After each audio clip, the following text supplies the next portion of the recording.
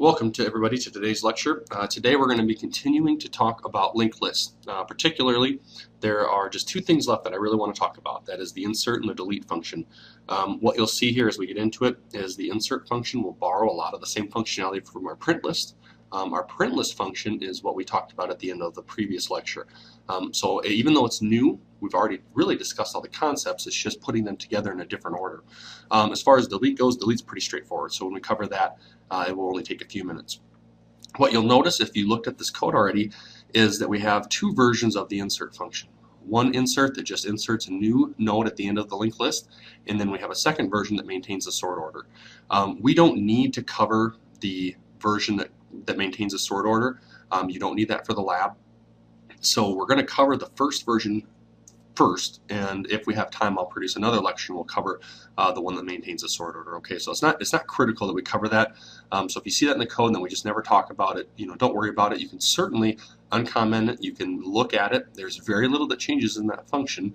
And if you have questions, you can always shoot me an email or something and let me know, and I can help you out.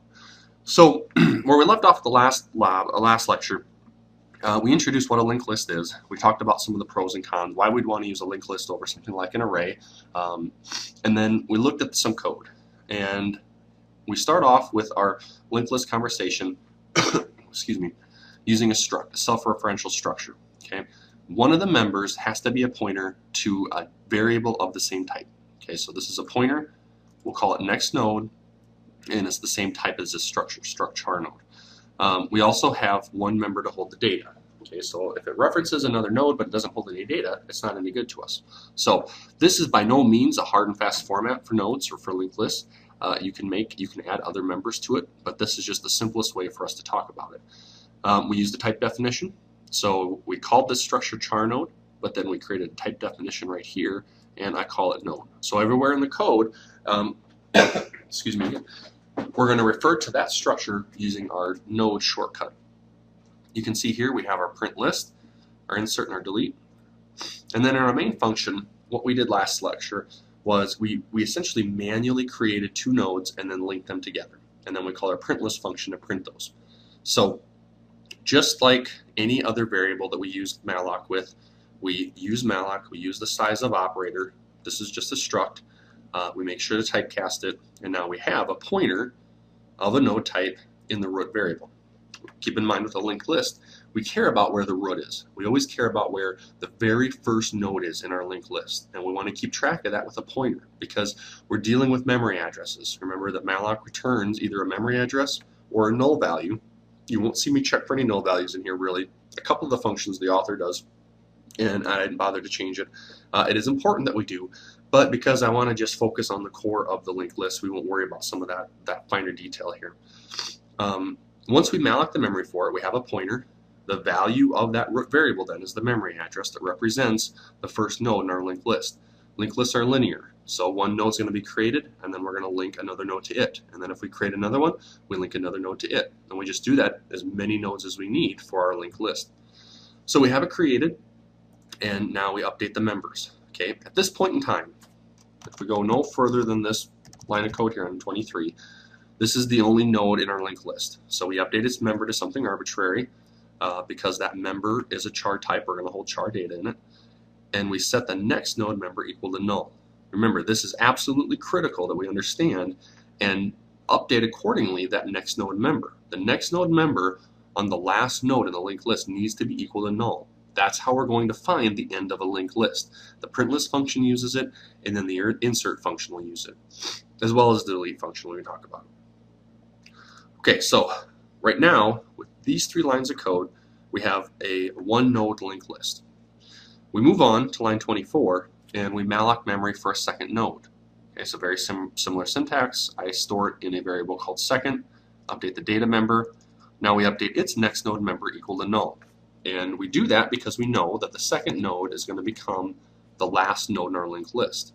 So up through line 27, we have two nodes, but they're not linked together. Okay, this one stands alone because its next node member is equal to null, and this one stands alone because its next node member is equal to null. So in order to link root to second, or second to look, depending on how you want to think about it, we need to update that next node member.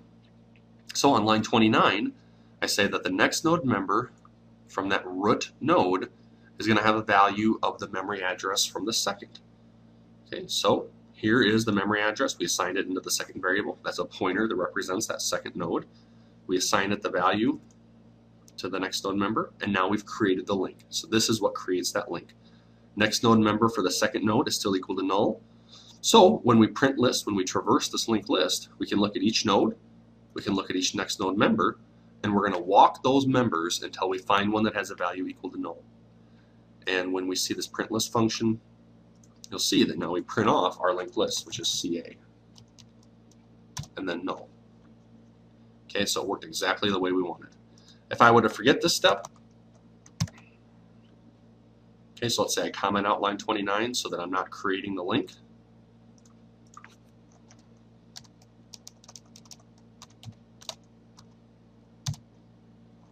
Run it again. Okay, let me clear the screen. Okay, we just get C. And why did we just get C? Because C is the data member. That's the value in our data member for our root node. When we do the print list, we always start with the root node because we want to traverse every single node in our linked list. But because this wasn't linked, right, we skipped this step, or I took this step out, then there was only one node. It entered the node, it checked the next node member, it saw that it was equal to null, and it stopped. Okay, so it's important that we make sure we create the links, and that we essentially, just like when we null terminate a string, we want to make sure that we null terminate, we have the next node member in our linked list equal to null. Quick review, how does print list work? Well, we call print list. Print list has one argument, it expects a pointer, so memory adds a pointer, so it expects a memory address. Root's a pointer, so its value is a memory address. First thing we do is we check if it's equal to null. If it's equal to null, then we have no linked list, so we can stop. We print off that it's empty and we move on. If it's not equal to null, we'll enter this else branch. We'll print off some informational things, the list is, and then we'll start our loop. Okay, our argument then is a memory address. This is the value of that root node. So as long as that's not equal to null, we want to iterate. It's not in this case because we know root has a memory address. So we access the data member from that node, print it off, and then we set current pointer equal to current pointer's next node. We iterate again. Is that equal to null? Well, in this case, after all these lines of code execute, the next node member on that root node is equal to the value of that second variable. So it's a memory address, it has a value. So we iterate again. Now we're iterating on the second node. So we print its data member, we set current pointer equal to current pointer's next node, and we go around and check the condition. Okay, in this case, next node was equal to null. So we just set the current pointer, we set current pointer right here, we set that equal to null. Is current pointer not equal to null? No, it is equal to null, so that's no longer true. So our loop breaks, we print null, and now our function is done. And that's how we get that to print C, what was it, C, A, and then null. All right, when we look at the insert function, you're going to see that this while loop is going to use very similar logic as we do here. Okay, what is this doing? This is allowing us, this is walking every single node in the linked list to find the end of the linked list. Once we find the node whose next node member is equal to null, we're at the end of the linked list. At least the logic in our program is going to tell us that we found the end of our linked list. Once we reach that, we're done. So we're done with whatever we're doing. In the case of print list, we're done printing. If we kept going and we tried to print a memory address from a node that actually wasn't a part of our linked list, or a memory address that wasn't part of our linked list, we'd probably get a segmentation fault. When we insert, we probably would get it to insert, but it wouldn't actually link to our linked list. So that'll cause us plenty of issues. So it's important that we understand this and that we use it correctly in our code. All right, so let's take a look at a few slides here just to get our minds around what we're about to talk about, and then we'll look at the code, and then we'll be done for this lecture. So we want to insert, and like I said, this is a pretty simple insert function in that we're not going to worry about inserting in any particular order. Okay, so the logic, the overall logic of all this code here is that we want to walk to the end of the linked list. We want to find the last node. So we want to find the next node member that is equal to null. We want to create a new node and then link it. So we're doing logic from our print list and then the same logic that we just covered in our main loop. or our main function. We'll change that code in the main function here once we implement our insert function, but it's the same exact thing. We're just pulling it into this one function. Big picture then, we're going to have a couple of, well, first of all, we're going to introduce our second level of indirection, right? So node, we'll go back and we'll just review that. I'm going to discard this change.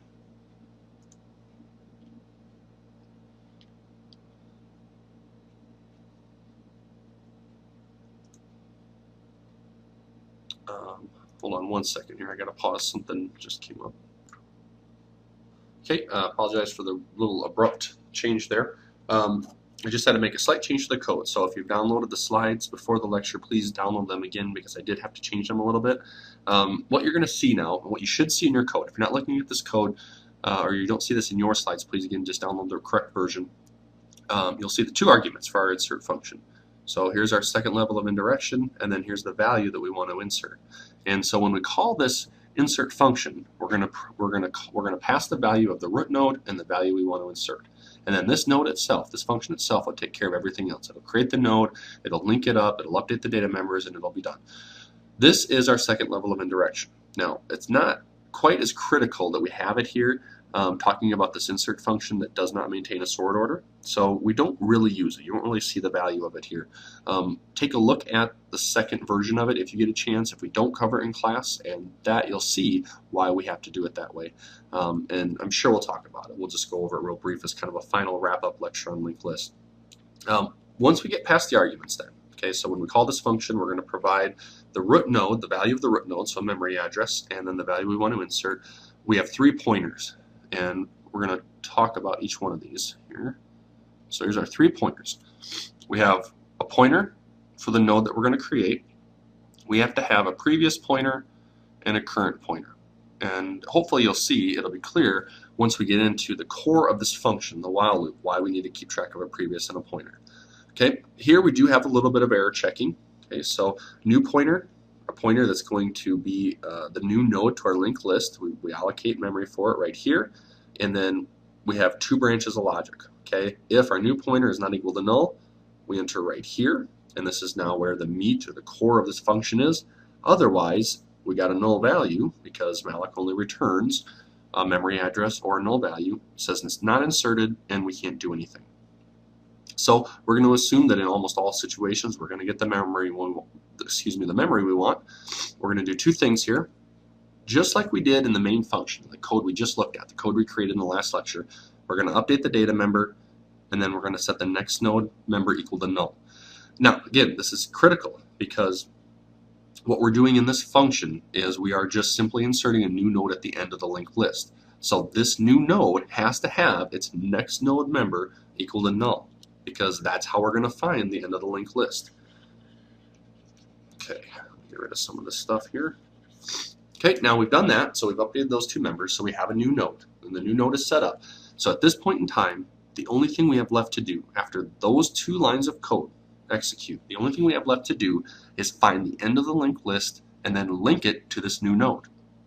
Okay, so we need to set up our previous and our current pointers. Previous pointer equals to null, because at this point in time, this is going to have the value of our root node. We're going to start at the very beginning of our linked list. So there is no previous pointer, there is no previous node. You can think of these pointer values, previous and current, as previous node and the current node that we're looking at. Okay, so at this point in time, we're starting at the beginning, so there is no previous. So we set it equal to null. We set current pointer equal to our start pointer. Okay, we have our second level of indirection here. So in order to make this assignment work, current pointer is a pointer to a node. Start pointer is a pointer to a node. Okay, so we need to make sure that we do reference it once in order to make it a pointer to a node. That way we can assign its value to our current pointer. These are memory addresses, so we don't want to use this value here. We don't want to use the value of this argument, because if we change that, then that would change where our root node was pointing to. So we want to temporarily store it in a node, a local scope variable inside of this function here. Okay, so that's what we're doing. So at this point in time, I'll try not to mark this up with these little red dots. At this point in time now, we have a node ready to go. We have two pointers to help us traverse our linked list. The previous and the current. Previous is equal to null because we have no previous, and our current is set up and pointing at the root of our linked list. So now enters the while loop, and this while loop is going to look almost identical to the loop in our print list function.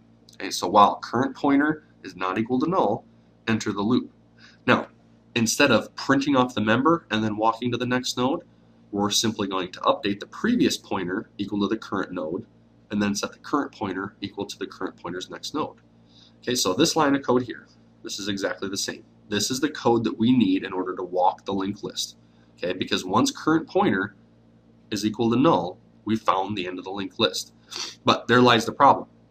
Because once current pointer is equal to null, once we find that node whose next node member is equal to null, and we set that value to current pointer, so current pointer takes a null value, it's null. We can't do anything with it. We don't know when it's null. We don't know what its value was before in that last iteration to find those nodes in memory. And that's why we have this previous pointer. Okay, so when this loop breaks, we're going to iterate, we're going to walk all those nodes, and once current pointer is equal to null, current pointer helped us to break the loop, to find the end of the linked list, then it's worthless. Now previous pointer has the value that we need. Previous pointer, when this loop breaks, previous pointer, its value is going to be the last node in the linked list. Okay, so when we break there, previous pointer is a node. We can access its members, and we can say that its next node member equals the memory address of that new pointer. Okay, so right here. That's the same thing we did in our previous code example, where we linked that root to that second node. Okay, once we've done that, we're done. We've created the node. We've traversed the linked list to find the last node. We've linked the two. The node that we created has a null value, and we're done. So this function can terminate, return, and we can go about whatever business we were doing in our program. All right, so that's a high-view overview of the function. The next few slides just break that up piece by piece.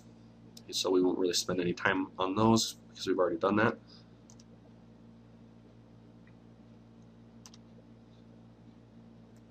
Okay, so what I'm going to try to do then is let's go through the code, and then we'll come back and I'll just try to diagram it one more time to hopefully clear up any ambiguities that I may have brought. Okay, so here's the code. Here's our insert function. It should be exactly the same as what we just went over in the slides. How we're going to change this then is we no longer need these other nodes.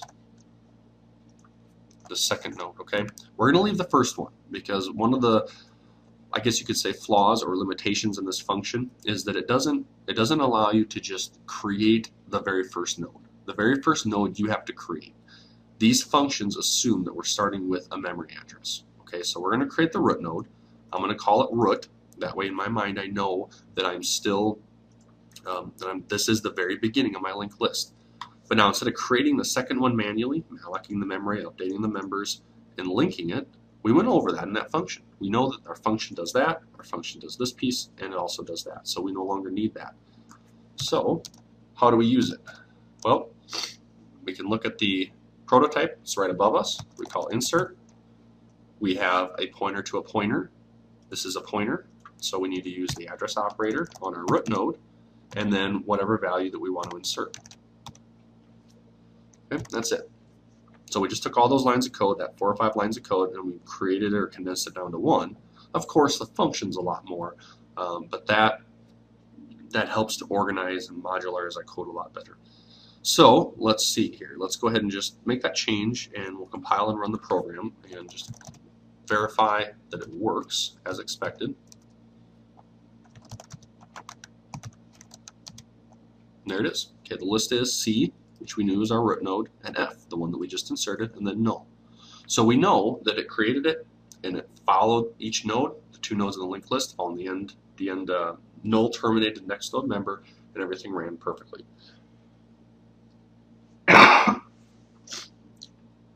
Oh, excuse me again, we got a little bit of a cold this week.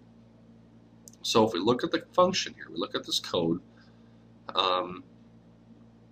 let's see, let's go back and look at it in the slides, because this is now everything that we just covered. So I'm just going to pause for a second and blow my nose. I'm sorry for all the interruptions today. Okay, so what we have in our code is we had, and I'm going to shortcut some of this just so I don't have to write so much, but we said we have previous pointer and we have our current pointer. And previous pointer when we initialized it, so after we entered that if branch, we said previous pointer is equal to null, and current pointer equals the memory address of root. Okay, so let's say that I'm going to use the blocks to represent the nodes. We have a root node. Let's remember was A, and at this point in time, it's pointing to a null value.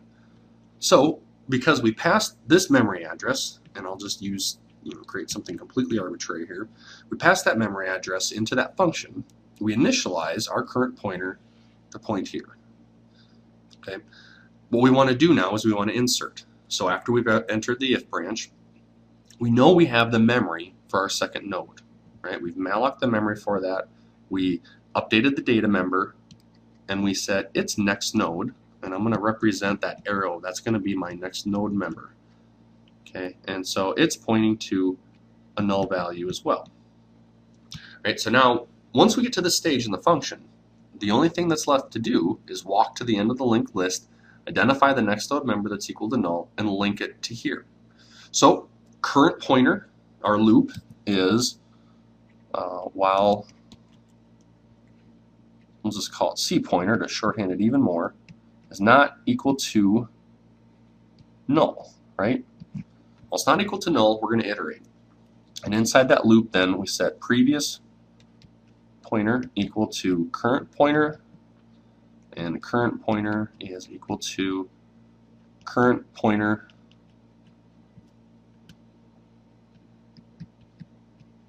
next node. Okay, so at this point, this is our current state right over here.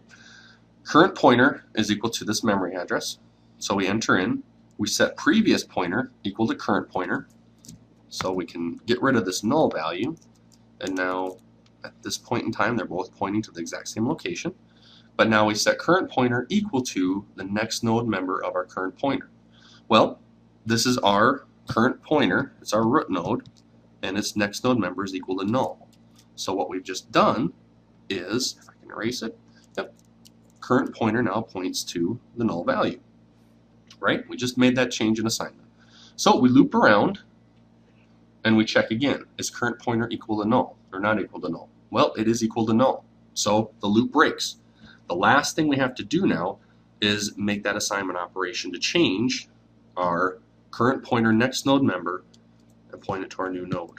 So let's say that this has its own memory address of something arbitrary, and we assign current pointer next node member, when current pointer is equal to null, it's null. We no longer have, it's more or less worthless to us because we can't do anything with it. We can't create a node from it or access any members because it's null. So it's a good thing that we kept track of the previous pointer. What's the value of previous pointer? Well, if we trace our arrow, we know that previous pointer has the memory address for that root node. So now all we have to do is say, well, we found the end of the linked list. We know that the value, the memory address in our previous pointer is the last node in our linked list. So we update its next node member, and instead of pointing to null,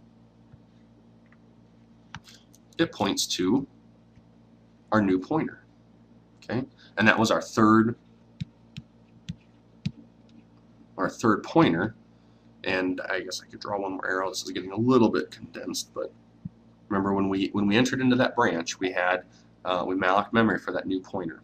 So when we update the next node member of the previous pointer's next node, we set it equal to that memory address. And now it's linked. So now we just created the link. This node links to this node, and this node has its next node member that's equal to null.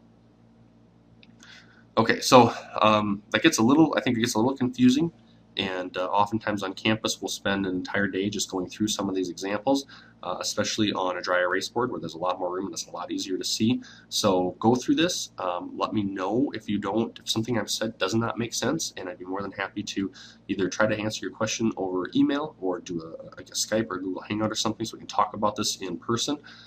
We could certainly try a dry erase board session if we needed to, but that might prove to be a little bit challenging. Let's take a look here. We'll get rid of this. That's the end of the slides. As far as no, I guess it's not. We got a couple more to go. And so, as I said, then the next lecture, what we'll do is we'll pick up and we'll just talk about deleting. So it's the last function here. It looks like a lot, but it really isn't that bad. Again, a lot of the logic is just going to borrow from the previous code. The only thing that we're going to add into it is that we need to free some memory. And then we also have a second version of our insert. And I'll run you through that. We'll talk about it.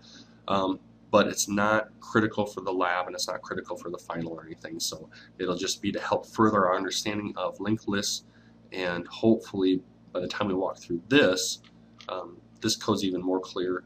Our original insert function and then the delete function will be, I think, even clearer. So we'll probably talk about this next and then delete, and then we'll call it an end to our linked list talk. So let me know if you have any questions.